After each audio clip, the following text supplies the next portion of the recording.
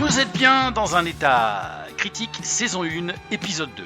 Au programme de l'heure qui suit, Dubosc, Kidman, Almodovar, des escargots, un chimpanzé. On a vu des films, on les a pas tous vus. Alors on en a aimé, on est passé à côté, on vous dit tout. L'actu du mois, elle est riche, finalement en principe c'est une seule question, mais là il y en a plusieurs. C'est David Lynch, dont on comprend mieux sa mort que ses films. Il y a Blié et Notre jeunesse qui viennent de foutre le camp. Les Oscars, les Césars, promis, on va faire court.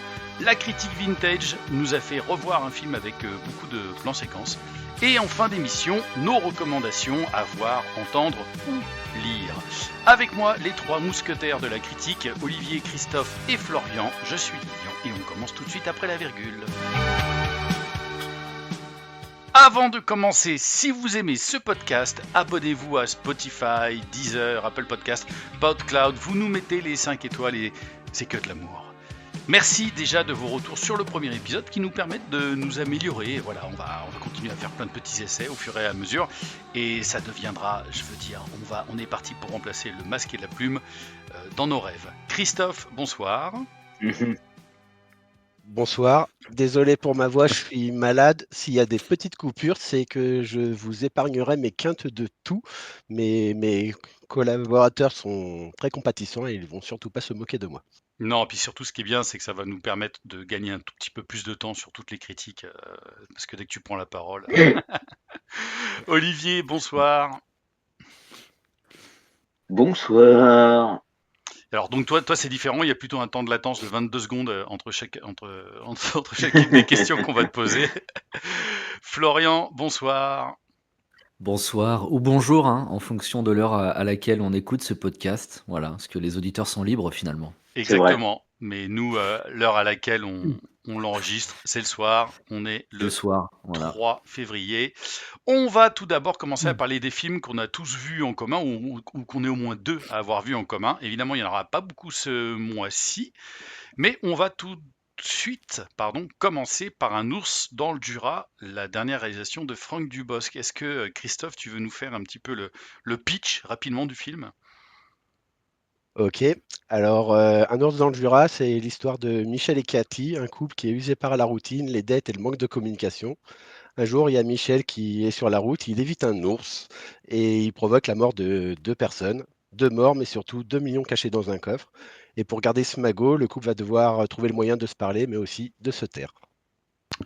Franchement, il a bossé. Hein. Oui, mais Aïe. on a décidé de faire un duo, que Christophe allait donner les pitchs et peut-être que parfois j'allais lui faire quelques petits croche-pattes sur des films dont il n'aurait pas préparé le pitch. Alors, on a vu tous les 4 ce film. Olivier, est-ce que tu veux commencer à dire ce que tu as pensé, toi, d'Un ours dans le Jura ? Plutôt du bien. Alors c'est drôle parce qu'il y a plein de gens qui disaient je pensais pas un jour, parce que ça a eu quand même pas mal de bonnes critiques, plein de gens qui disaient je pensais pas un jour aimer un film avec Dubosc. Alors j'ai pas vu le deuxième qui s'appelait je sais plus comment, Rumba, quelque chose comme ça. Rumba la vie. Exactement. Mais moi j'avais beaucoup aimé le premier, sa première réalisation. Oui, moi aussi, Tout le monde debout. Ouais, Tout le monde debout, qui montrait beaucoup de finesse, qui n'est pas a priori la qualité première de Dubosc acteur en tout cas. Et on retrouve ça ici. Donc non, moi j'ai beaucoup aimé. Bon polar. Alors bon, tout le monde aura eu la même référence.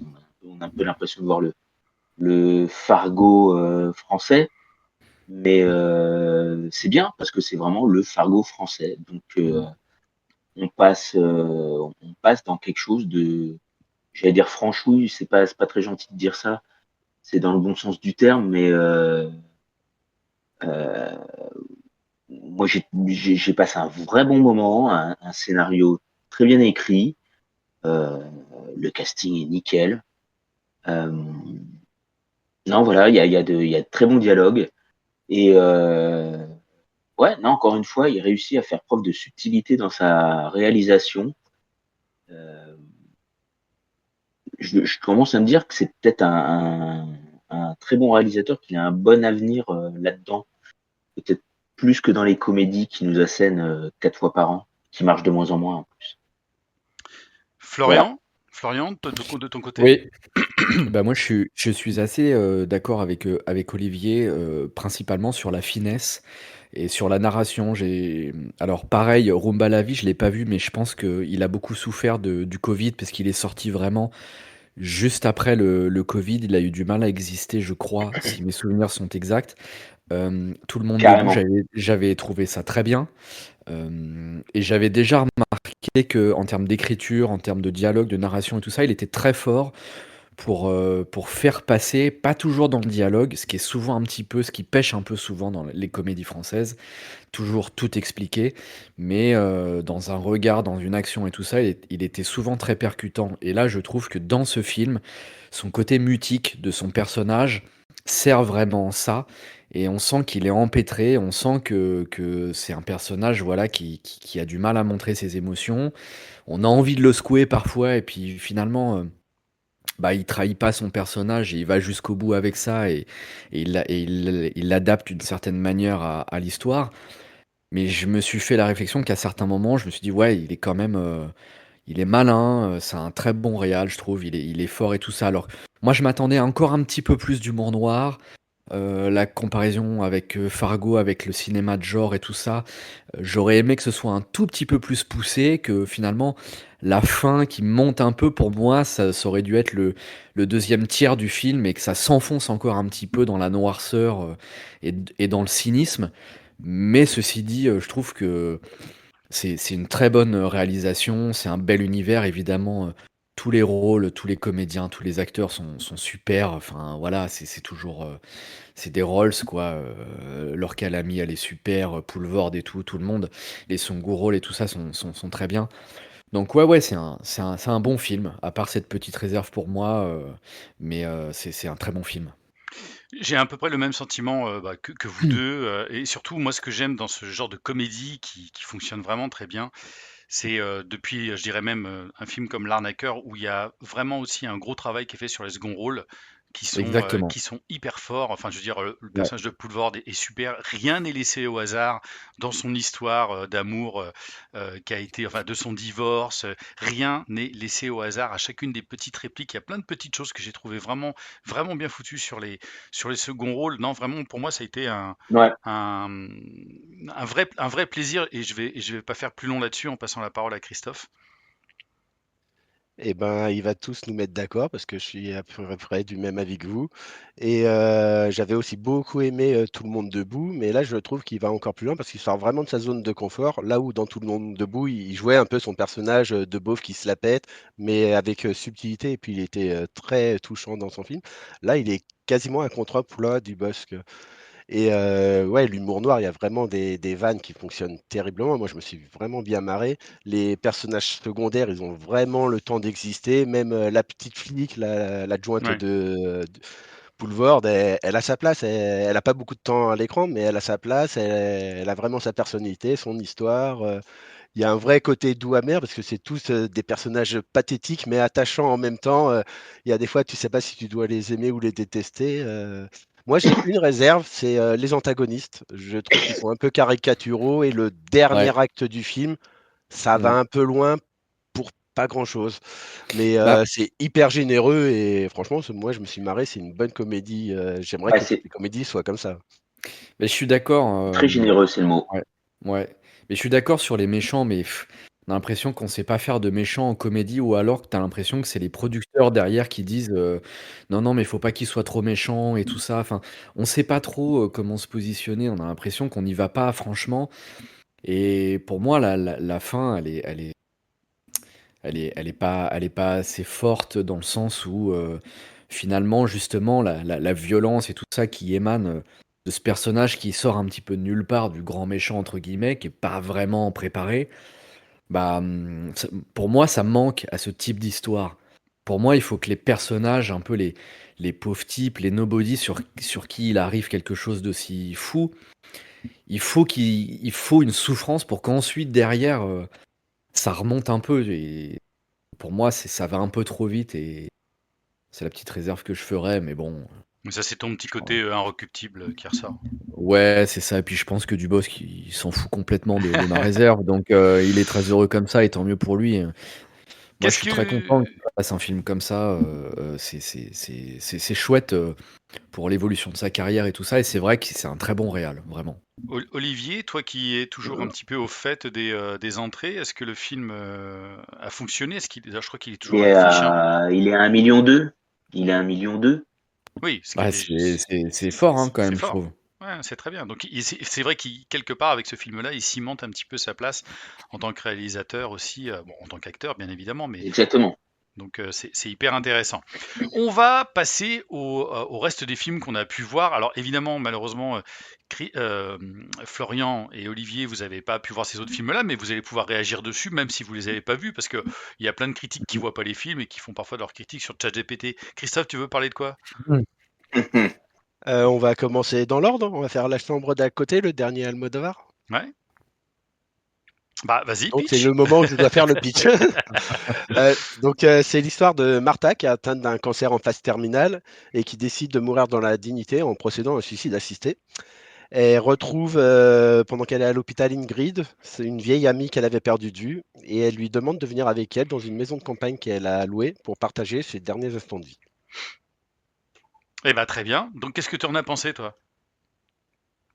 Alors, du bien et pas mal de moins bien. Dans le bien, il y a ce que j'aime chez Almodovar, il y a le mec, te fait des cadres qui sont beaux à tomber par terre. Il y a pas mal de moments où, ouais, comme souvent, tu as l'impression de regarder des tableaux. Il y a un travail de la couleur, comme dans tous ces films, qui est hyper poussé. Les 2 actrices sont hallucinantes, elles jouent parfaitement bien. Ça a toujours été un très grand directeur d'acteurs. Mais passé ça, je suis passé D'actrice. tota ouais, d'acteurs et d'actrices, les 2. C'est vrai qu'il écrit beaucoup plus pour les femmes que Surtout pour les hommes. d'actrice. Surtout d'actrices, on est d'accord. Mais par contre, je suis passé totalement à côté et j'ai ressenti aucune émotion.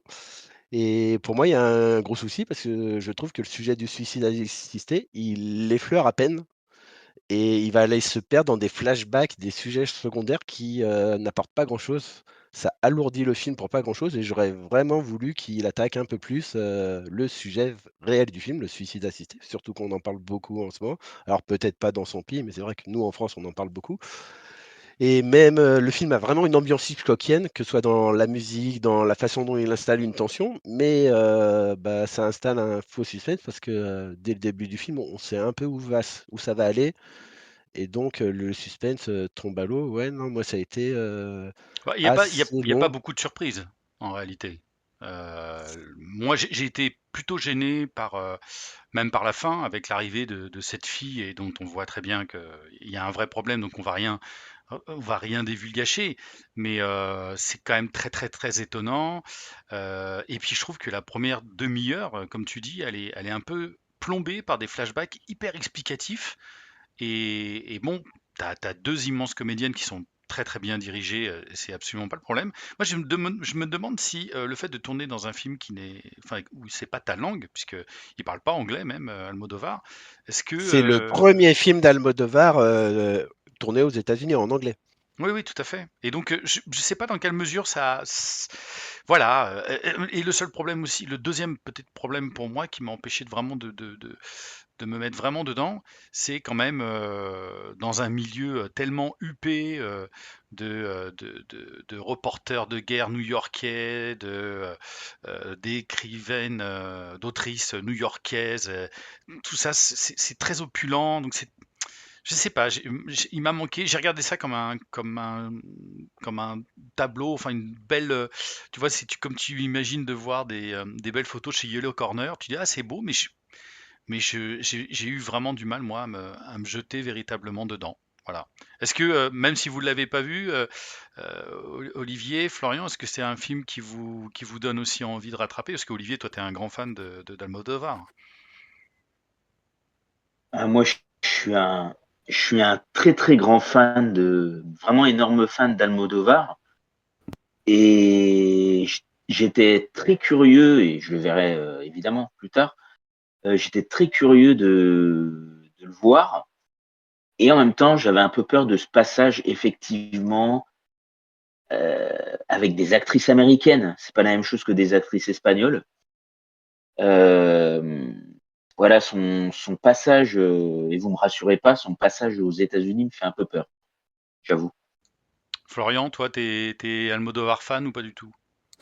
Fan, pas spécialement. J'avoue que je regarde pas non plus, tous ces films, même si, je pense que je devrais. Mais le sujet, en fait, en tout cas, m'intéresse, le suicide assisté, tout ça. Donc ouais, j'essaierai de le voir, de le rattraper, si j'ai le temps, Alors, le mais ouais, sujet, ouais, bah, si vous c'est un le grand suicide. Oui, pardon, excuse-moi, non, non, je vas-y, te coupe, dis-moi, mais dis-moi. c'est le suicide assisté, pas vraiment, parce que le suicide assisté, c'est Ah OK, vraiment un, comment dirais-je, un prétexte? non, il y a des protocoles, etc. Donc, c'est pas vraiment véritablement le bon vocabulaire. C'est vraiment le personnage de Tilda Swinton est atteint vraiment d'une maladie, et elle va mourir et elle décide de se Ah suicider. ouais, d'accord, Donc, d'accord. voilà, on n'est pas tout à fait Ah, dans le après, c'est côté par un cachet protocolaire. médical. C'est par un cachet médical. Souvent, le suicide assisté, il y a beaucoup de pays. En Suisse, c'est un cachet médical, je crois. Bien sûr, mais c'est très encadré par une loi. Là, c'est une démarche Ah, qui est purement c'est une personnelle. volonté personnelle. Là, Ouais, c'est une ouais. Ah, volonté Non, personnelle. mais et elle le en tout fait cas, hors la la loi, mort, surtout. en tout cas, l'idée de la mort dans la dignité, quoi, de choisir la manière dont on veut partir. Oui, oui, voilà. Non, ce que je veux dire, c'est que Donc, c'est voilà. les Oui, oui, mots si ont on un, veut être un peu plus précis, si on oui, veut être voilà, un peu plus les précis. mots, ils ont un sens. En Suisse, Ouais, on ouais, est je suis vraiment d'accord. dans le suicide assisté. En Belgique, on est dans l'euthanasie. Et en France, Ouais, on cherche à faire une loi sur ça, je suis l'euthanasie d'accord. qui n'est pas tout à Ouais, fait. Voilà, c'est des petites nuances. Christophe, qu'est-ce qu'on ouais. avait ensuite encore au programme? Alors, on va passer à Betterman. Je vais te laisser commencer sur celui-là. C'est le film sur l'ascension du chanteur Robbie Williams qui pourrait ressembler à tous ces biopics qui sortent à la chaîne. À un détail près, la star est représentée à l'écran par un singe.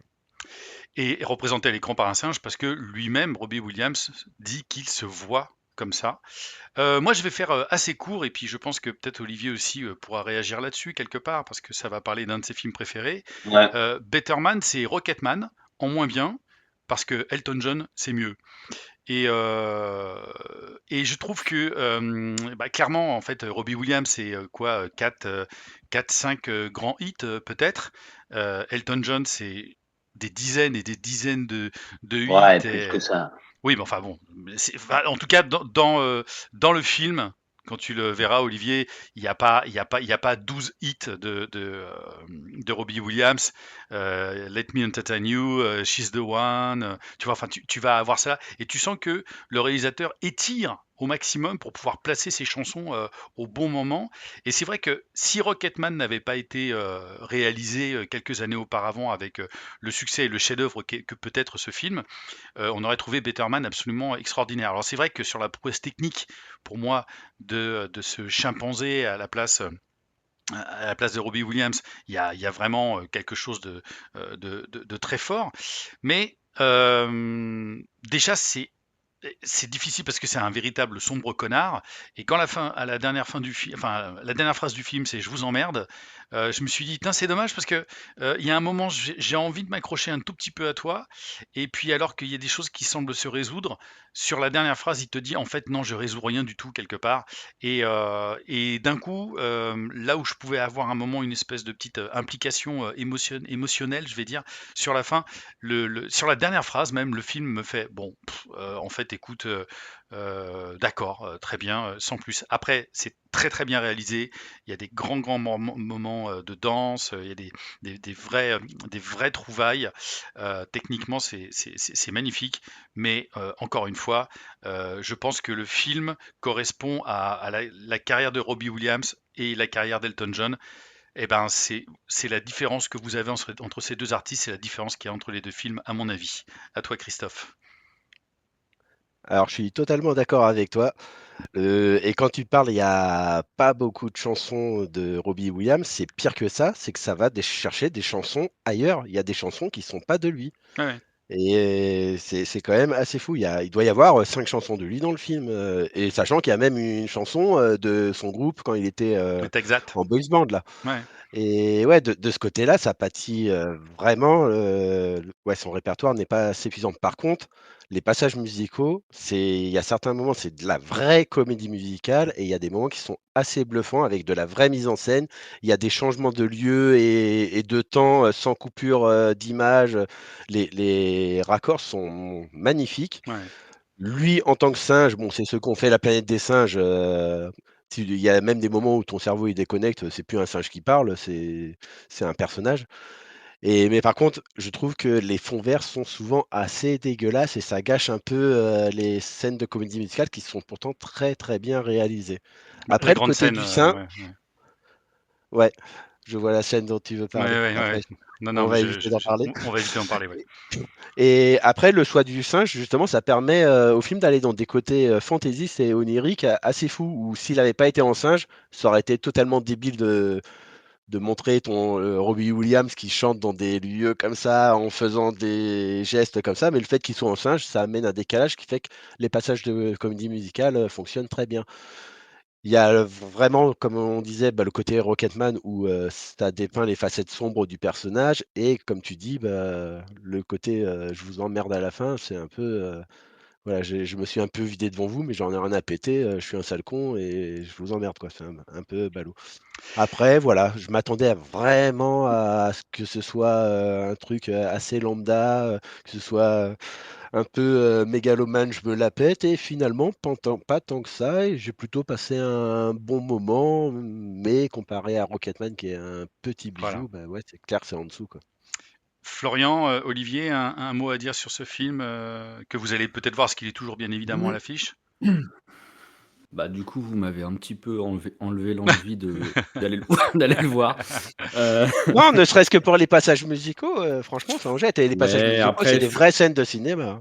oui, oui, pour l'œuvre et tout ça, oui, pourquoi pas. Après, c'est vrai que moi, je suis pas un grand fan de Robbie Williams et je suis assez d'accord avec ce que vous dites par rapport à sa carrière musicale. Bon, après, je suis pas sûr que ce soit non plus très, très enfin, juste de le comparer avec un autre film, hem, en l'occurrence Rocketman. Peut-être qu'il faut le prendre aussi comme enfin, en tant que tel, quoi, parce que par rapport à d'autres films, j'en sais rien, de comédie musicale, peut-être que qu'il a sa place aussi, enfin, alors c'est parce que c'est le même réal ou Non, Non, non, c'est non. la façon dont est construit l'histoire. C'est Oui, voilà. d'accord. Rocketman n'aurait pas existé, le film n'aurait pas été comme ça.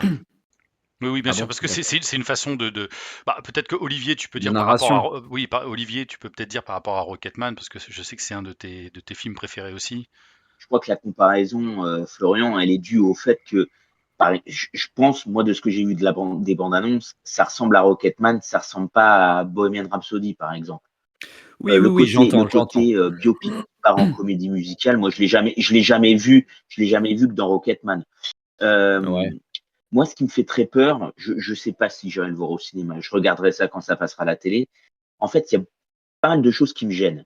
La première, c'est que Rocketman, bon, ok, c'était produit par, par Elton John, mais il a laissé des gars bosser, des scénaristes, voilà. Là, c'est quand même produit, écrit par Robbie Williams. Ah non, c'est pas écrit par lui, hein. Moi, Il je y suis allé a contrôler un justement, côté égo trip. c'est pas écrit par Ah lui. bah moi,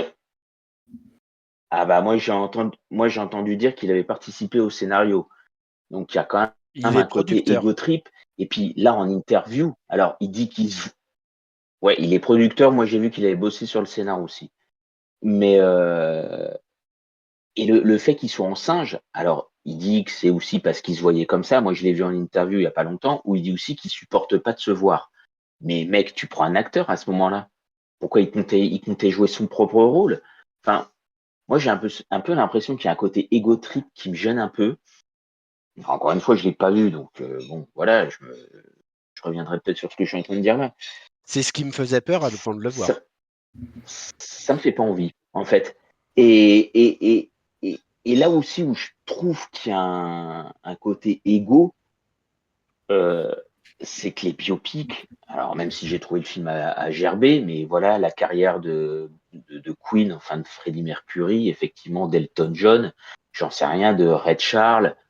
Là, excuse-moi, la carrière du gars, bon, euh, ouais, Bob Dylan, c'est des mecs qui ont une carrière, même des fois finie. Euh, ouais, il y a un truc qui me gêne vraiment dans ce film, en fait. Plein de choses qui me gênent. Bon, ouais, Et Ouais, il y après a, après on c'est fait pas un parce qu'il a effet, pas, on met un singe. C'est pas parce qu'il a pas une carrière aussi monstrueuse que les autres qu'il a pas le droit à son petit Non, mais biopic, je suis peut-être. pas On va pas sûr lui que ce enlever ça. soit. Ce que je veux dire par là, est-ce que c'est. Est-ce que. Non, mais ce que je veux dire par là, non, c'est pas une question de qualité de carrière. C'est une question de. euh, Tu vas pas faire un biopic sur, j'en sais rien, sur Timothy Chalamet. Tu vois, le gars, il a. Bon, tu vas me dire, il y a des mecs qui écrivent des autobiographies, ou des fois, il y a des best-of de mecs qui ont sorti 2 albums, tu vas me dire. Mais, Ouais, bah oui, oui. mais Moi, je suis en train de ouais, réfléchir à mon propre il y a biopic, un donc truc, tu il y a un vois. truc qui. Non, mais Et ça tu seras serait peut-être dedans. plus intéressant que celui de Robbie Williams. Tu seras Mm. dedans. Donc C'est en attention. plus. En plus. Et on Ok. avance un Et peu puisque c'est Pardon, oui, c'est vas-y. sûrement ce qui Mais toi, t'es explique mon ami le bide secret de du Robbie film Williams. d'ailleurs. Ça a pas marché? Oui, Ah, et c'est ça un m'étonne four pas. monstrueux. Ah bah, Ah ouais? le film, Ah en parce que plus, là, en plus, quand on parle d'ego, c'est-à-dire que le mec, budget 120 millions de dollars quand même, hein. Le biopic de Robbie Williams, oui, c'est beaucoup, ouais. On était à là où combien? On celui de Première était. Elton John, il a semaine, coûté même pas 2 60 ou millions de 70, dollars de quoi. recettes. Voilà. Ouais, ouais. Mais bon, voilà. Faites attention à parler pas tous en même temps, les amis, parce que c'est toujours un peu compliqué et Ouais, on mais va perdre les on est auditeurs. Mais obligé. parle pas justement là, On tu est au vois en fait. bistrot on est au bistrot du coin. Bah, justement, dans le bistrot du coin, en fait, chacun boit son petit pastis. Pendant ce temps-là, les autres parlent. Donc, donc voilà. Désolé pour la cacophonie. On essaye de se caler les uns sur les autres. Christophe, De se un dernier discipliner. film. Alors, on va finir par Mémoire d'un escargot. C'est l'histoire de Grace Prudel, une collectionneuse d'escargots. À la mort de sa meilleure amie, une octogénaire excentrique, elle libère un de ses mollusques et lui raconte sa vie. Un enchaînement de traumatismes qui l'ont plongée dans une dépression et une solitude profonde. Alors, qu'est-ce que tu en as Et pensé de donc, ton côté? je commence. Vas-y. Donc, c'est le deuxième film d'Adam Elliott seulement. Son dernier film, c'était Marie et Max, qui avait fait assez sensation à l'époque, mais qui date de 2009. Le mec n'avait rien fait depuis 15 ans. Ouais. Et le film est dans la même lignée que le premier. C'est un film en stop motion. Mais attention, ce n'est pas un film pour les enfants. Moi, dans ma salle, il y avait un père qui était là avec ses 3 gamins, âgés de 4 à 10 ans. Et bah, à la sortie du film, les mômes ont sûrement demandé: Papa, c'est quoi la masturbation? Papa, c'est quoi les clubs d'échangistes? Papa? Ouais, Ah bah parce que bon, le écoute. film traite d'énormément de sujets sombres et matures. Et donc c'est une histoire, ouais, c'est assez glauque et après c'est constamment empreint d'humour et de poésie. Et le côté stop motion, il a vraiment son style de stop motion qui se reconnaît entre les deux films avec des personnages qui ont des visages déformés. Il y a énormément de détails dans les décors, ça fourmille d'objets, de petits détails. Il y a un vrai travail artisanal et ça explique aussi peut-être pourquoi le mec a mis aussi longtemps à fabriquer le truc.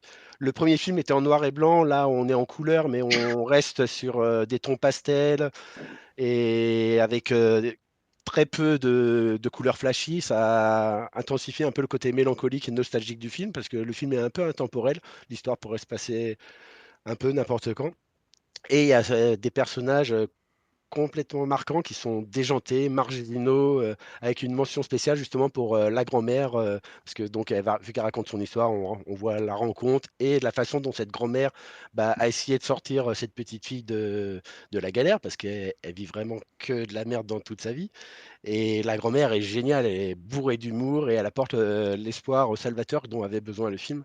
Ouais, moi, ça a été un gros, gros coup de cœur cette année et j'ai vu qu'il était nommé aux Oscars et j'en suis très content. J'espère quand même que c'est mon petit chat de Flo qui va rappeler, rappeler l'Oscar et surtout pas ce vice-versa 2. Et voilà, ouais, non, moi, c'est ma plus belle surprise du mois, Mémoire d'un escargot. Alors, Après, j'avais adoré Mary et Max. moi, je serais pas aussi dithyrambique que toi. J'ai trouvé ça vraiment bien, mais j'ai eu un sentiment d'accumulation de sentiments pathos, enfin de pire en pire et de pire en pire. Et puis effectivement, tous ces sujets, ce qui m'a paru un petit peu gênant pour moi à la fin, c'est qu'en fait, il y avait toute une batterie de sujets tous plus ou moins glauques, bien évidemment. Tout un truc aussi autour avec son mari. Enfin voilà, c'est quand même très très très très très noir, la manière dont il l'a fait manger. Et j'ai trouvé en fait que c'était plein de fils qui étaient tirés et sans aller véritablement au bout de chacune des histoires. Ce qui m'a vraiment le plus touché, c'est quand même ce côté, parce que elle va parler aussi de son frère jumeau, et il y a là-dessus, je crois qu'il y a une chose qui est pour moi peut-être la plus touchante et la plus prenante. Le père aussi, je crois, qui est interprété par Dominique Pinon. On entend aussi la voix de Nick Cave à un moment. Donc voilà, mais ça reste évidemment un très beau film d'animation. Pour les enfants, vous pouvez y aller si vous voulez faire cauchemarder, ou si vous avez envie de dépenser beaucoup de pognon chez le pédopsychiatre. Est-ce qu'il y avait un petit film, alors peut-être que vous avez vu soit sur le streaming, ou un autre film dont vous vouliez parler, chacun, Florian? Alors oui, j'ai vu, le grand retour de Cameron Diaz sur Netflix. Je me suis arrêté au bout de 15 minutes. Très bien. Ah bah. Voilà, Et donc ta critique peut s'arrêter au bout de 15 secondes. et ma critique va s'arrêter là. Franchement, c'est vraiment très dur. Si, j'ai un petit mot sur, Ad Vitam, que j'ai vu là, donc écrit par Guillaume Canet, mais réalisé par Rodolphe Loga, un pote avec qui il travaille beaucoup depuis des années. J'avais vu sur Sens Critique qu'il l'avait quand même un peu saqué à 4,8 sur 10. J'ai voulu me faire mon idée. Je trouve que c'était franchement pas si mal. Je les ai trouvés un peu durs. Ça se tient plutôt bien. Bon, Canet, il se fait son petit kiff à courir sur les toits de Paris, se faire de la motocross, et puis son petit engin motorisé avec sa voile et tout ça. Mais ça va, c'est ok, tout le monde est assez investi et tout, ça tient plutôt bien la route, je les ai trouvés un peu durs. Je voulais rétablir un petit peu la vérité, offrir un contrepoint à Sens Critique, voilà, que je trouve toujours assez dur dans leurs notes. Voilà, sinon j'ai vu Super Mal aussi, c'est une série, vous pouvez largement passer votre chemin. Alors, donc ça fait pas partie des recommandations, bien évidemment, qui seront bien Voilà, sûr en je, fin je de. recommande de ne pas le regarder. Olivier, toi, il y a un film aussi que tu as vu peut-être en streaming, quelque chose comme ça, que tu voulais recommander, enfin pas recommander parce que les recommandations encore une fois sont à la fin, mais dont tu voulais parler. Euh, Merci Olivier. alors, alors j'allais. C'est marrant parce que bonne nuit. Mais on s'est pas concerté avec Florian, mais j'allais très rapidement parler d'Ad Vitam aussi. Et pour les mêmes raisons, j'ai pas trouvé ça extraordinaire, mais ça fait le taf, pas si mal, Ouais, et ouais, ça ouais. m'étonne pas, ça ne mérite pas, pardon, et en même temps c'est drôle le lapsus parce que ça ne m'étonne pas non plus, ça ne mérite pas les tonneaux de fiente qu'on envoie Bah, comme c'est clair. d'habitude sur la tête de Canet. Bah, franchement, Voilà, c'est devenu un pour un petit jeu film de... dans la critique française. Ouais, pardon, je te coupe, je Oui, te laisse finir. ouais, la fin, non, mais la fin est un peu too much. Voilà, euh, à la limite, ça aurait pu aller un peu plus loin dans le côté justement un peu actionneur. Voilà, mais ça se tient quoi. Moi, j'ai pas passé un mauvais moment. Non, franchement, c'est ça. Contrairement à beaucoup de daubasses. Ah ouais. Non, mais voilà, beaucoup de daubasses qu'on peut voir sur Netflix. Encore une fois, ça fait le job et ça mérite pas les coups de shotgun qui se prennent un peu partout, quoi. Voilà. Et sinon, moi j'ai vu Baby Girl, parce que il y avait tout ce côté très sulfureux de Nicole Kidman en femme de pouvoir, mais elle a son petit problème, c'est qu'elle n'arrive pas à prendre son pied avec Antonio Banderas, et que son petit stagiaire un peu coquin BDSM va venir réveiller des grandes pulsions inassouvies chez elle. Ben c'est super raté. Et si vraiment vous connaissez quelqu'un qui dit ah non non mais moi je kiffe, je vais aller voir Nicole Kidman dans un truc un peu, ça va me faire je vais manger un aillé quoi, ça va être bien. Bah franchement, en fait autant regarder un congélateur. Je pense que c'est un petit peu plus sexy. Voilà, Nicole Kidman est bien, hein, et c'est assez amusant aussi de voir qu'elle se laisse filmer au très près, avec ce visage qui n'a presque plus beaucoup d'expression, mais dont on voit même dans le personnage. C'est la seule chose d'ailleurs qui m'a touché, parce que j'ai cru qu'à un moment ça allait être un film finalement un petit peu méta sur le côté femme qui ne veut pas vieillir, et qui pour le coup en s'injectant tout ce qu'elle s'injecte lui donne encore plus d'âge qu'elle n'en aurait. Mais voilà, j'ai trouvé que c'était assez raté et la fin est carrément catastrophique. Christophe, il y avait un dernier film sur lequel tu voulais faire un petit coup de projecteur? Oui, c'est Je suis toujours là, un film brésilien qui raconte la vie d'une famille brésilienne qui vit pendant la dictature de 1971. Euh, Leur amour et leur joie transparaît à l'écran jusqu'au jour où le père, qui était un ancien député, est arrêté par le gouvernement. Il y a une super mise en scène, avec, un fort contraste avant et après l'arrestation. Avant l'arrestation, c'est beaucoup de mouvements, de musique, de couleurs. Après l'arrestation, tu as l'impression que la vie dans la famille s'arrête, les plans deviennent statiques, la musique disparaît, les couleurs deviennent beaucoup plus ternes. Et c'est un vrai plaidoyer contre la dictature et c'est surtout un super portrait de cette femme, la femme du député, parce que c'est une histoire vraie qui a été écrite par le fils. Il en a écrit un bouquin et le livre est l'adaptation du bouquin qu'a écrit le fils sur ce passage de la vie de famille. Et donc la mère de cette famille s'est battue pour avoir la vérité, savoir où est son mari, parce que justement, ils n'ont aucune nouvelle, ils ne savent pas s'il est vivant, ils ne savent pas s'il a vraiment été arrêté par le gouvernement, il a disparu. Et elle cherche à se battre pour la vérité et puis pour sauvegarder sa famille.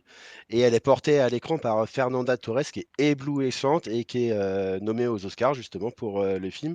Et pour le coup, ça va sûrement se jouer entre elle et Demi Moore, vu que Carla Sofia Gascon s'est foutue hors jeu toute seule cette semaine. Alors on va en parler, Et peut-être on en en parler parlera après. tout à l'heure. Et ouais, non, c'est un film sobre, sans pâteau. C'est puissant dans le message que ça raconte. Et ouais, c'est une très très belle surprise. Très bien, les amis, on espère qu'on vous aura déjà donné envie de voir ces films-là. Et si jamais vous voulez réagir sur, je parle évidemment aux auditeurs, aux auditrices, si vous voulez réagir sur les films dont on vient de parler, n'hésitez pas dans la section commentaires. On se retrouve maintenant, après la virgule, pour l'actu du mois. Et il y en a.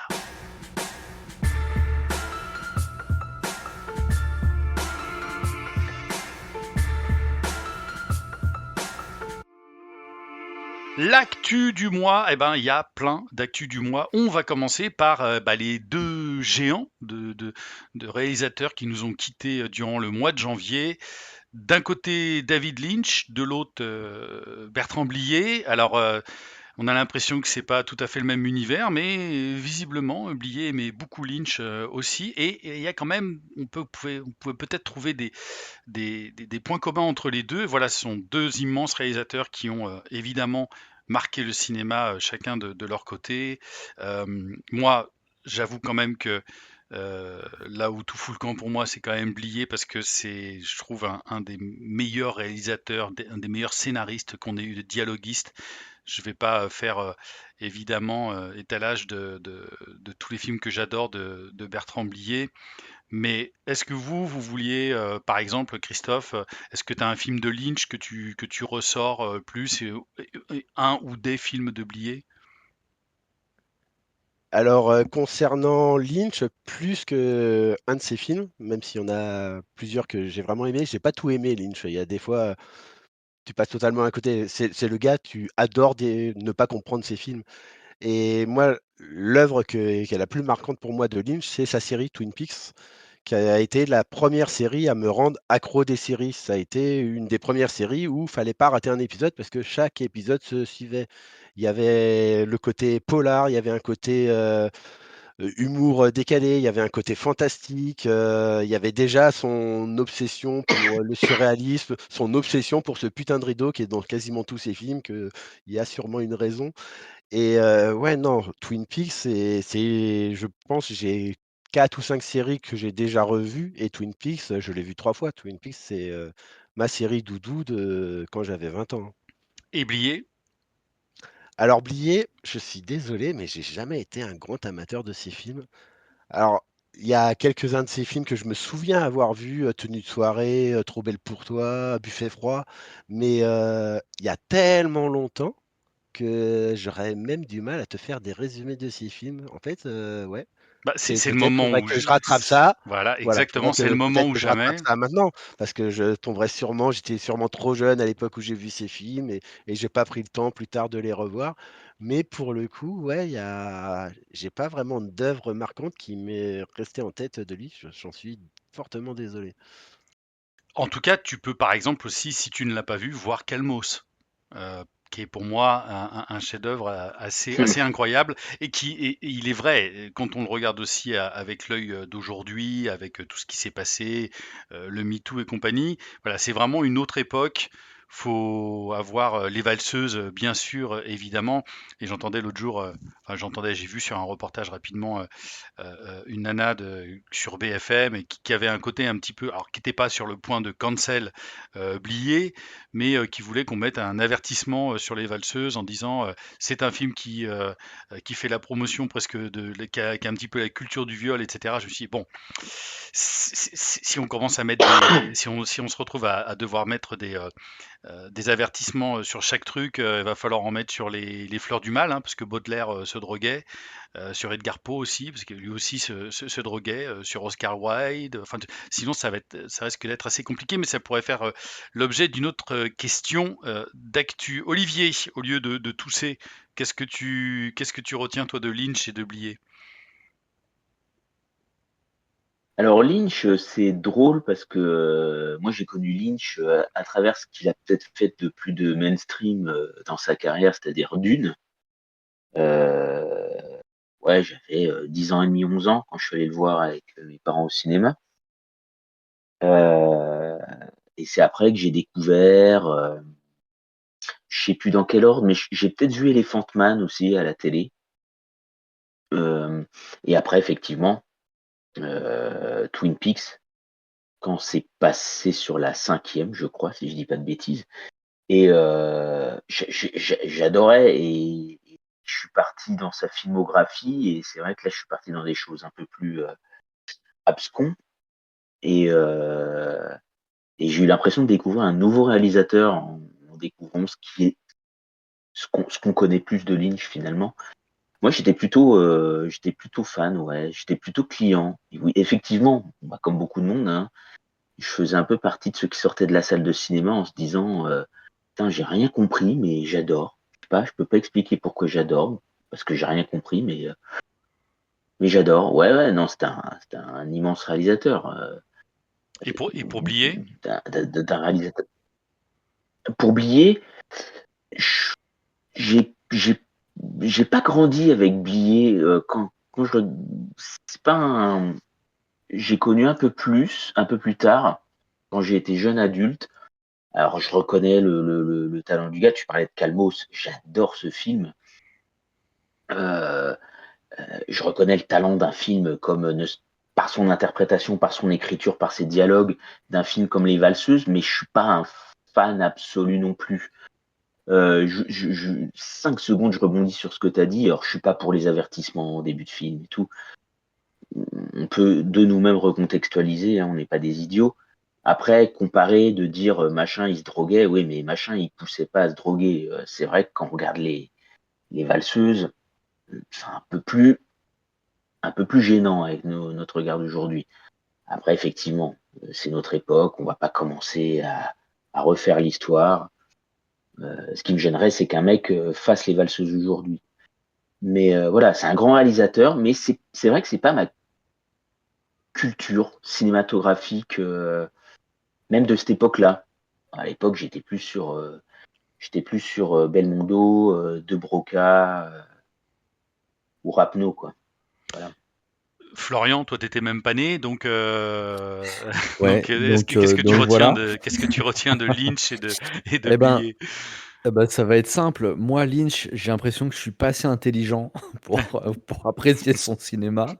Je me sens vraiment idiot, mais bien sûr, je le montre pas quand je finis Mulholland Drive et que, bah, il faut se dire: «Ouais, c'était bien, machin, t'as compris», mais bien sûr, c'est extraordinaire. Voilà, mais bon, effectivement, assez marrant. Moi, j'avais vu ce film-là il y a très longtemps. J'avais vu Dune il y a encore plus longtemps. J'y suis pas trop revenu. C'est vrai que il y a des réals comme ça, mais c'est marrant parce que Blier, c'est un peu ça.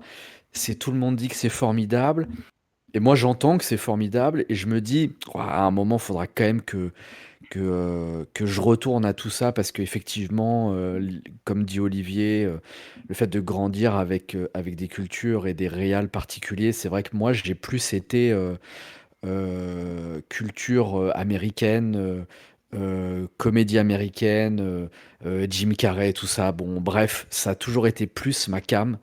On était Et, déjà vieux, nous. et mes appétences, et vous étiez déjà, voilà, vous étiez déjà en train de conduire des voitures et faire vos premiers prêts immobiliers peut-être. Mhm. Mais bon, voilà, pour moi, c'était un peu plus ça. Mais je pense que Blier, ce sera probablement l'occasion. Je vais revenir, les acteurs, grosse fatigue et tout ça, je vais retourner dedans et je pense que je vais kiffer. Parce que c'est des films, t'as l'impression de les avoir déjà vus 1000 fois, tellement c'est ancré dans le paysage, dans le cinéma français. Les extraits, les dialogues et tout ça, t'as l'impression de les avoir déjà tous vus. Donc, ce qui est déjà assez fort en termes de longévité d'un artiste, quoi. Alors, grosse Voilà. fatigue, c'est de Michel Blanc, hein, mais Grosse fatigue, c'est Michel Blanc. oui, Ouais, voilà. bon, bah voilà. Voilà. Voilà. Donc c'est bien, Ouais, ça veut grosse dire fatigue. que tu peux Ouais. vraiment tout refaire. Un, Je peux vraiment tout refaire. voilà, Bah, je pourrais en profiter pour refaire Michel Blanc aussi à la même voilà, occasion. exactement, tu peux aussi. On va parler très très rapidement. Il y a les Césars et les Oscars qui arrivent. Donc c'est début du mois de mars ou c'est fin février? J'ai plus les dates. Si vous les Le avez. 2 mars, 2 la nuit mars. du 2 au 3 mars. Oui, c'est ça, les deux se suivent, hein. Oui, et 28 février, je crois, pour les Césars. Donc, est-ce que vous voulez dire un petit mot sur sur les deux cérémonies? Enfin, pour vous, est-ce que vous avez, alors on a vu qu'il y avait Emilia Pérez qui était à fond aux Oscars, qui est énorme. Bon, on sait très bien que Sofia Gascon, bah, c'est fini avec tous ses tweets plus scabreux les uns que les autres. Donc, on faut vraiment lui acheter aussi un cerveau. Est-ce que est-ce que vous avez des favoris dans tout ça? Christophe. Euh, Olivier, t'es parti. Olivier, vas-y. Olivier, t'es parti. non. Sur les Oscars, c'est Non, ça? j'allais surtout rebondir sur ce que tu disais en disant, j'espère pas, mais que c'est tout le film Emilia Pérez qui va être un peu, Oui, impacté. ouais, malheureusement, ouais. J'espère pas. Ouais, bien sûr. Après, en termes c'est assez ouvert cette année parce que puis il y a plein de choses. Par exemple, on n'arrêtait pas de parler d'Adrian Brody, mais il y a le fait que pour arranger son accent hongrois, Ouais. on ait utilisé une intelligence artificielle. Donc il y a quand même des gens qui vont se dire, bah, le mec, pourquoi il aura un Oscar si en plus, voilà, alors que je pense que ça fait 3,5% de partie de son travail. Mais c'est assez ouvert. Ouais, je pense. Pour l'actrice, moi je vois bien Demi Moore. Je vois bien Oui. Demi Moore. En plus, il y a ce côté, voilà, Renaissance, ils aiment bien ça. Et, Pourquoi pas Timothée Chalamet comme acteur? et Je me pour dis, ils sont capables aussi. et toi, pour les Césars, tu penses que Les, les Césars, alors, la logique voudrait, voilà, qu'il y a tellement de nominations que ce soit le Comte de Monte-Cristo, et puis moi je serais content pour Ninet que j'adore. Est-ce que c'est pas l'amour ouf? ça me fait peur. Moi je vois bien l'amour ouf, Ouais. ouais moi aussi un peu, mais je vois bien l'amour ouf se prendre la plus grosse part du butin, quoi. Christophe, toi, de ton côté, J'ai un pas petit réellement peu? Pardon. non, j'allais dire juste j'ai pas réellement de favoris, c'est plus j'imagine que. D'accord. Et toi, Christophe, de toute façon, on reviendra dans la prochaine émission, hein, bien sûr, sur les résultats. Ça sera la question de la question du mois. Christophe, de ton côté? Alors moi, Oscar comme César, si c'est le cœur qui devait parler, bah, je serais bien emmerdé parce que j'ai beaucoup de films que j'ai beaucoup aimés dans les 2 cérémonies et il y a plein d'endroits où je saurais pas quoi dire. Après, vu que c'est pas mes goûts qui vont forcément l'emporter, je pense que Brutalist va à peu près tout rafler parce qu'il y a un bruit sur le film qui est assez démentiel. Il n'est pas encore sorti en France, donc Non, je ne non. sais pas quoi en penser, mais il y a tellement de bruit comme quoi c'est un film de malade, que c'est hyper bien réalisé, hyper bien joué, il y a un casting de fou. Je le vois bien un peu tout rafler et Emilia Pérez, malheureusement, je pense que le bad buzz qui se prend va être fortement impacté. Déjà que le film n'a pas très bonne réputation aux États-Unis et avec les polémiques qu'il a au cul, j'espère qu'il va réussir à choper quelque chose. Ce serait bien pour le cinéma français. Et sinon, moi, du moment que Demi Moore a son Oscar et que mon petit chat Flo a son Oscar, je serais content. Et dans les Césars, j'aimerais bien que le Comte de Monte Cristo ouais, et Emilia Pérez se partage les prix, mais je sens bien l'Amourouf venir rebattre les cartes et sortir grand vainqueur de la cérémonie. Ça me ferait chier de malade, mais bon, c'est le dessin. Si ça peut laisser des prix à des films comme L'Histoire de Suleiman ou 20 Dieux, ce serait sympa parce que c'était des bons films aussi. Même en fanfare, j'ai vu qu'ils étaient nommés. Ouais. Ce serait bien de laisser un peu des prix à des films qui méritaient d'être vus l'année dernière, surtout qu'il y a pas mal de films français qui ont été de qualité cette année. Et Florian, toi, pour les Oscars, quelque chose, parce que de toute façon, tu vas pas parler des Césars parce que ça te fait chier de pas y être, donc. Ouais, je suis aigri, donc mais ça me fait chier de pas être aux Oscars aussi, hein. Non, bah ouais, c'est vrai que The Brutalist, en tout cas, ça m'intrigue énormément parce qu'effectivement les échos sont incroyables. Mais Bah faut évidemment, faut poser un RTT pour aller le voir en revanche, hein. voilà, c'est ça le problème. Non, mais après, oui, bah, ce serait énorme qu'Emilia Pérez fasse son trou aux Oscars. Je suis pas sûr que le bad buzz concernant l'actrice entache tout le reste des nominations. Faut espérer que non. Je suis assez d'accord sur Demi Moore. Ça fait un peu aussi Oscar d'honneur, sans que ce soit entre guillemets un peu cadeau. C'est sûrement aussi mérité. Et puis c'est dans la logique des Golden Globes et tout ça. Voilà, je fais rapide pour les Césars. Moi, je suis juste un petit peu déçu pour Pierre Lotin qui soit pas nommé au même titre que Benjamin Laverne pour Enfant Phare, parce que je trouve qu'ils auraient vraiment mérité tous les deux. Et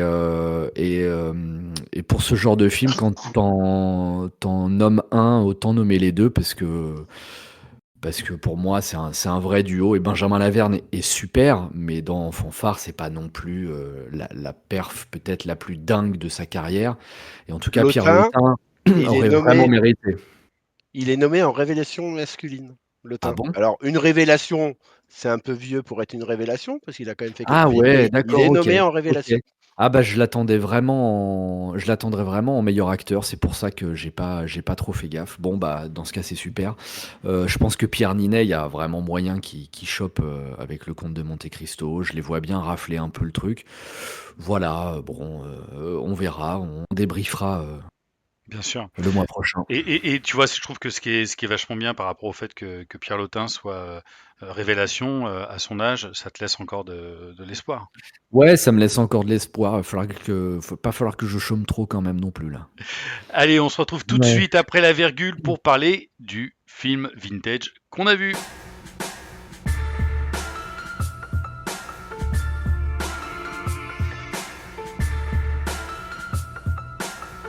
Et donc, le film vintage qui nous a été proposé par Christophe, je te laisse nous le présenter et on va te dire ce qu'on en a repensé après cette nouvelle vision. Alors, Les Fils de Hum, c'est un des premiers films américains d'Alfonso Cuarón. Ça a été son premier film après le Harry Potter 3 qu'il avait fait. Ça a été un bidot cinéma et petit à petit, c'était une époque où les DVD fonctionnaient encore.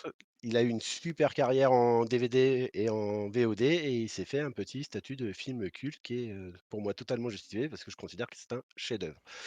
C'est un film dystopique. L'humanité vient d'apprendre la mort de l'être humain le plus jeune sur Terre, qui est âgé de 18 ans. Parce qu'on est dans un futur où les êtres humains ne parviennent plus à se reproduire. Et c'est dans ce contexte, ouah, Contexte, voilà, en fait, le X, il est merci, juste après le ta gueule. Tout Et était parfait, et puis là, le petit AVC là sur ouais, le c'est texte, voilà, ça je fait, pouvais ça fait pas, mal. mais je suis malade. Voilà, c'est ça. Voilà, déjà. Et Non, tu donc es dyslexique. on va suivre un homme qui est contacté par un groupe rebelle qui va le missionner pour transporter un mystérieux colis. Donc je vais vous laisser dire ce que vous en avez pensé et je réagirai à la fin. Non, tu réagiras pas parce que tu viens de dire c'est un chef-d'œuvre, donc tu viens de dire tout le bien que t'en pensais. Florian, est-ce que tu l'avais vu Spoiler. déjà à l'époque et est-ce que là maintenant cette nouvelle vision, est-ce qu'elle t'a apporté des choses nouvelles ou est-ce que tu es resté sur le même sentiment? C'était de la merde. Non, j'attends de voir la réaction de Christophe. Non, non, je plaisante, c'était ouais, ouais, j'ai adoré, je l'avais vu je l'avais vu il y a très longtemps et je crois même que je l'avais pas vu en entier tellement je suis vraiment minable. Mais ouais, j'ai vraiment beaucoup aimé, ce film, il est super. Bon, faut être en forme pour le voir parce que c'est pas très optimiste et pour le coup, ça résonne beaucoup, je trouvais avec, bon, la période, mais bon, voilà. Alfonso Cuarón, c'est vraiment un gros, gros réal. Tu as vraiment l'impression à certains moments c'est marrant parce que je voyais le film et je me suis dit: «Putain, mais c'est pas possible que Uncharted, se soit pas inspiré de ce film» ou j'en sais rien. Enfin, il y a des filiations dans le jeu vidéo aussi, je trouve, il y a des trucs, enfin, c'est tellement, son cinéma et je sais pas, ouais, il y a un côté vraiment virtuose dans la mise en scène.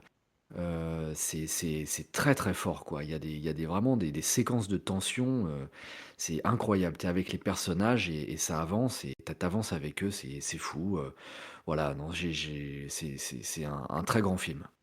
Olivier, toi, tu l'as revu et qu'est-ce que tu en as pensé? Alors, moi, je l'avais vu au cinéma, j'avais adoré. Je m'étais déjà dit à l'époque, ça, c'est un truc qui va devenir culte.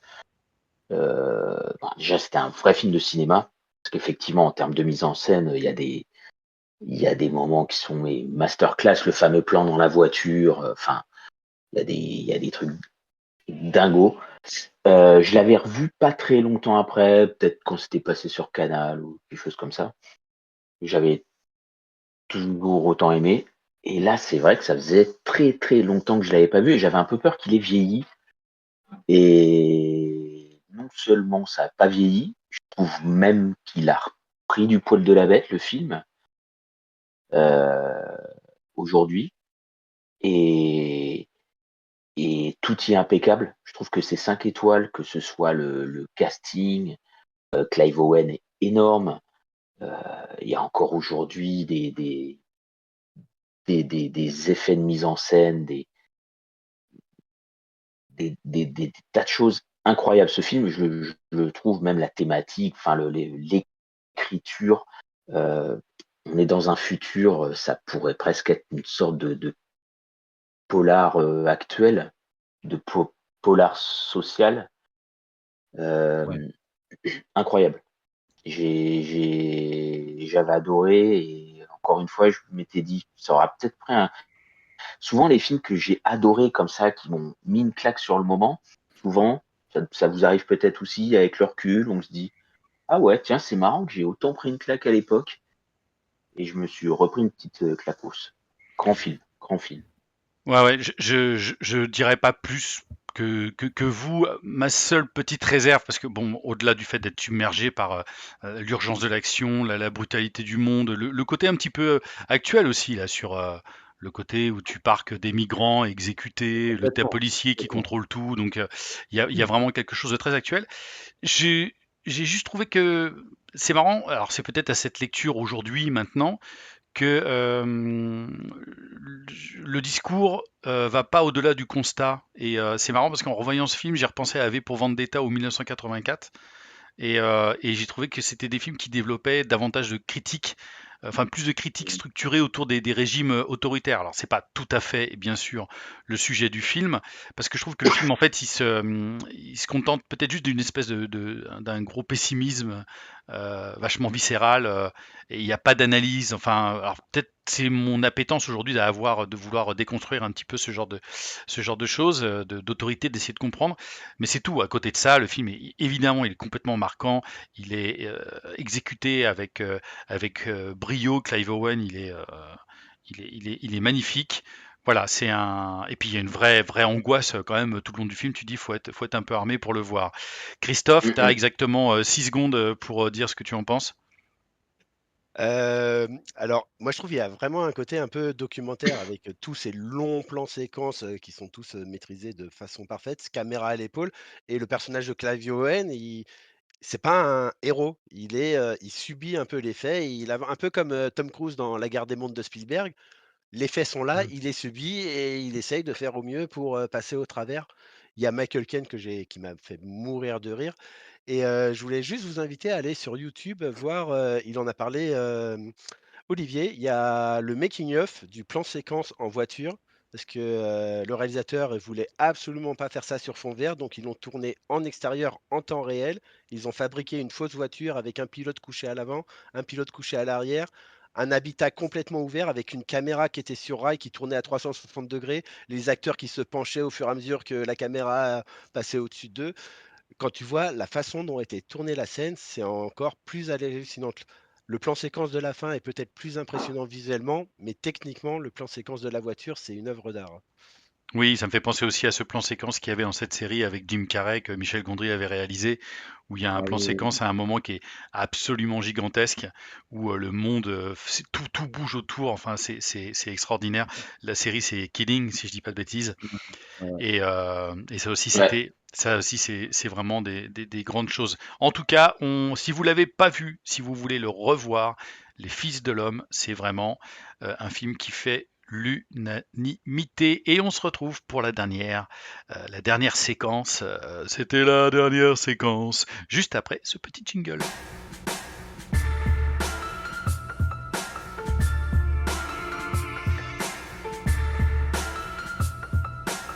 Et on termine presque dans le temps avec les recommandations de chacun. En commençant, en commençant par qui? Par toi, Christophe? Ok, bah je vais vous parler d'une série Netflix. Alors moi qui arrête pas de vomir sur Netflix en ce moment, je regarde que des trucs sur Netflix et j'aime beaucoup. Comme quoi. Alors c'est À l'aube de l'Amérique. C'est une mini-série de 6 épisodes. C'est un western. C'est sombre, c'est réaliste, c'est viscéral, c'est violent, c'est extrêmement impressionnant. Il y a un côté, je sais pas, début des années 2000, si vous aviez vu la série Deadwood, ça ressemble pas mal dans l'ambiance à Deadwood ou à des films comme The Nightingale et Revenant, avec ce côté vraiment la violence crue qu'on te balance à l'écran. Et il y a de très beaux moments de mise en scène avec c'est quasiment tout tourné en décor réel. Tu as des paysages de dingue. Et c'est rigolo parce qu'on vient de parler des Fils de l'Homme avec ces plans séquences. Dans le premier épisode, bon, c'est un faux plan séquence, mais le truc, il est à tomber par terre. J'ai jamais vu un plan séquence comme ça dans une série. La série est constamment. Il y a une tension énorme. Les personnages sont tous, ils ont tous une part sombre avec leurs casseroles. Et tu du mal à t'attacher à eux. Il y a pas vraiment de gentils, de méchants. Enfin, il y a surtout des méchants et des un peu gentils, quoi. Et ouais, c'est très cinématographique. Moi, ça m'a impressionné et ça dépeint, cette Amérique, où la loi du plus fort, était la meilleure et très beau western. Alors un petit reproche, il y a beaucoup de personnages et il y a que 6 épisodes et pendant les 2 premiers épisodes, waouh, tu as tellement de personnages à l'écran que tu es un peu, tu te demandes, où ça va, quels sont les tenants, les aboutissements et petit à petit, c'est pas la série que tu regardes pour son scénario vraiment. Une fois que les cartes sont distribuées, tu arrives le plus facilement à la suivre mais très, très belle découverte. Alors, ne nous lâchez pas des commentaires en essayant de corriger Christophe, qui dit plein de mots un petit peu étranges parfois, mais c'est parce qu'il est vraiment malade. C'est pour ça qu'il fait il compose des mots avec des X un petit peu partout et tout. C'est pas très grave. Olivier, ta recommandation du mois. Alors, je vais faire très vite. J'ai pas tellement eu le temps de voir beaucoup de choses. Donc, ma recommandation, pour ceux qui avaient vu la première saison d'une série qui s'appelle The Night Agent sur Netflix, il y a la deuxième saison qui vient de commencer. Si on a envie de se détendre le cerveau, c'est très bien. C'est une sorte de 24 heures chrono 2.0 qui a un avantage sur 24 heures chrono, c'est que c'était donc 24 épisodes. Là, c'est en 10, 9 ou 10 épisodes, je sais plus. Et voilà, c'est un peu plus concis, c'est sympa. Voilà. Si on a envie de se détendre, c'est la bonne série du moment. Alors, quand je vous avais parlé le mois dernier de Black Doves, voilà, c'est l'inverse. C'est de l'espionnage, mais c'est juste bourrin. C'est américain, c'est pas anglais, quoi. Black Dove était une super Voilà. Mais recommandation. Merci Olivier. Ouais, enfin pardon, excuse-moi, parce voilà, Black Dove c'était une super recommandation pour Christophe, ce qu'il disait. Voilà. Oui, oui. Au moins, j'ai l'impression d'avoir bien fait mon travail. Non, mais voilà. C'était petite recommandation, mais bien sympa. Moi, pareil, recommandation plus cinéma, mais pareil pour se détendre. Mais je déconne, parce qu'en réalité, je vais vous parler moi de juste qui sera sûrement un de mes films de l'année, obligatoirement, c'est le Quatrième Mur. euh, D'après le roman de Chalandon. Je crois qu'il y a eu aussi une pièce de théâtre, Christophe, tu m'en avais parlé. C'est avec Laurent Lafitte, metteur en scène, qui se retrouve en plein milieu de la guerre du Liban entre 82 et 83, avec les massacres de Sabri et Shatila. Euh, Si vous ne connaissez pas, eh ben, d'abord allez voir le film parce que c'est voilà, ce metteur en scène veut monter Antigone de Racine en plein milieu enfin sur une zone où en principe il y a pas de combat, avec des acteurs qui viennent de toutes les communautés. Alors il y a des Druzes, des chrétiens, des musulmans, enfin des musulmans bien sûr, mais des Palestiniens, etc. Il y a je sais plus combien de communautés, 7 ou 10 communautés qui sont représentées là-dedans. Ça joue extraordinairement bien, mais partout. Simon Abkarian, il est fabuleux, mais vraiment, c'est un film que j'ai trouvé mais d'une puissance incroyable. Laurent Lafitte, pour moi, je pense peut-être même qu'il tient son meilleur rôle. Le film est vraiment bien réalisé, c'est assez noir, et quand vous sortez de là en même temps en se disant, mais les gens, toutes ces communautés ne savent pas pourquoi elles se détestent finalement. Même certains passages en arabe ne sont pas traduits de manière à nous mettre, nous, dans la peau de Laurent Lafitte, enfin du personnage de Laurent Lafitte qui ne comprend rien de ce qui se passe. C'est Georges qui s'appelle son personnage. Voilà, le film est incroyable, et quand vous sortirez de la salle de cinéma, vous ferez peut-être comme moi, vous allez manger des pages et des pages de Wikipédia et des documentaires pour comprendre ce qui s'est véritablement aussi passé durant le massacre de Sabri Shatila, et toute la résonance que ça a avec l'actualité bien tragique de ces derniers mois au Proche-Orient. C'est absolument génial. Florian, Oui, ta recommandation? ouais, je parlais de la série parce qu'il y a la saison 3 qui va arriver bientôt, The White Lotus. Je sais pas si on en avait déjà parlé. Voilà, moi j'ai rattrapé les 2 premières saisons et donc c'est l'histoire je sais pas si, vous voyez ce que c'est vous ou pas? Pas du tout. Moi, je vois OK. et j'ai Oui, adoré, oui. surtout la première saison. J'ai adoré. Voilà. Ouais, en fait, c'est en gros, c'est la vie d'un hôtel quand des familles ou des potes ultra riches viennent passer une semaine. Et évidemment, bah, c'est tous les aléas de ces familles-là, de ces conflits au sein des familles et puis des potes avec, il y a toujours évidemment une petite accroche au début de la série avec un meurtre et tout ça qui va nous tenir en haleine jusqu'à la fin de la saison. C'est une intrigue bouclée pour chaque saison. Et c'est très malin. La première saison, elle est hyper efficace parce qu'on voit un cadre paradisiaque. On est à Hawaï et tout ça. On voit de manière très subtile le côté, vraiment le personnel de l'hôtel qui est carrément, voilà, qui est, comment dirais-je, qui se plie en quatre pour que les riches puissent passer un bon séjour et puis qui vivent un enfer alors qu'ils sont au paradis finalement. Et puis les riches qui ont ces petits problèmes qui viennent dérégler toutes leurs petites habitudes.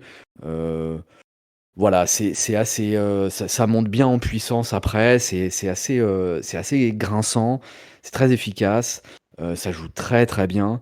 Voilà, donc si vous voulez vous préparer pour la saison 3, vous pouvez rattraper les 2 premières saisons. Je crois que c'est sur OCS ou sur Max en ce moment. Donc voilà. Ouais, Max. Et Ouais, 2 petits détails, les saisons sont indépendantes. Chaque saison, c'est une histoire exactement. indépendante. Ouais, ouais, c'est ça. Et L'intrigue aussi, un bouclée, des ouais. concepts de la série, c'est que chaque épisode, c'est une journée. En fait, il va y avoir ces 6 épisodes de la première journée à la dernière journée de la semaine de vacances. C'est Ouais. un épisode par jour.